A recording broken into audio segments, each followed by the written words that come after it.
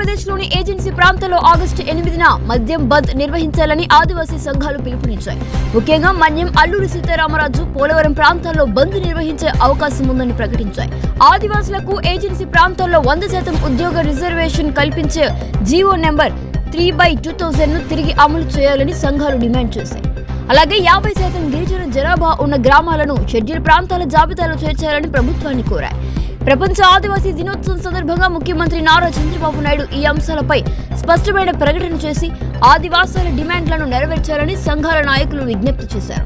ఈ నేపథ్యంలో August 8న agency ప్రాంతాల్లో బంద్ ప్రభావం కనిపించే అవకాశం ఉండడంతో స్థానిక ప్రజలు మరియు ప్రయాణికులు పరిస్థితులను దృష్టిలో ఉంచుకొని ముందస్తు ఏర్పాట్లు చేసుకోవాలని కూడా సూచించారు. ఆగస్టు 8న మన్యం బంద్ రాష్ట్ర వ్యాప్తంగా నిర్వహిస్తున్నాం.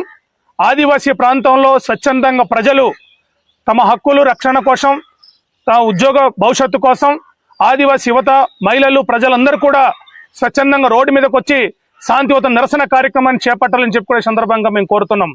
ప్రభుత్వం కూడా ఆదివాసుల ఆక్రందన, ఆదివాసుల బాధ, ఆదివాసుల సమస్యని ఒక శాంతి భద్రత సమస్యలకు చూడకుండా ఒక సామాజిక ఆర్థిక సమస్యగా చూసుకొని ఈ ప్రాంత సమస్య పరిష్కారానికి ప్రభుత్వం చొరవ చూపెట్టాలని చెప్పి మేము విజ్ఞప్తి చేస్తున్నాం. ఆగస్టు 9న ప్రపంచ ఆదివాసీ దినోత్సవం సందర్భంగా రాష్ట్ర ముఖ్యమంత్రి గారు చంద్రబాబు నాయుడు గారు ఆదివాసులకు తీపి అయిన కబురు చెప్పి ఆదివాసులకు 100% రిజర్వేషన్ కోసం తక్షణమే ఆర్డినెన్స్ జారీ చేసి ముఖ్యమంత్రి గారు ఏజెన్సీలో రావాలని చెప్పి ఆ ప్రయత్నం చేస్తారని చెప్పి మేము ఆశిస్తూ ముఖ్యమంత్రి గారికి విజ్ఞప్తి చేస్తున్నాం.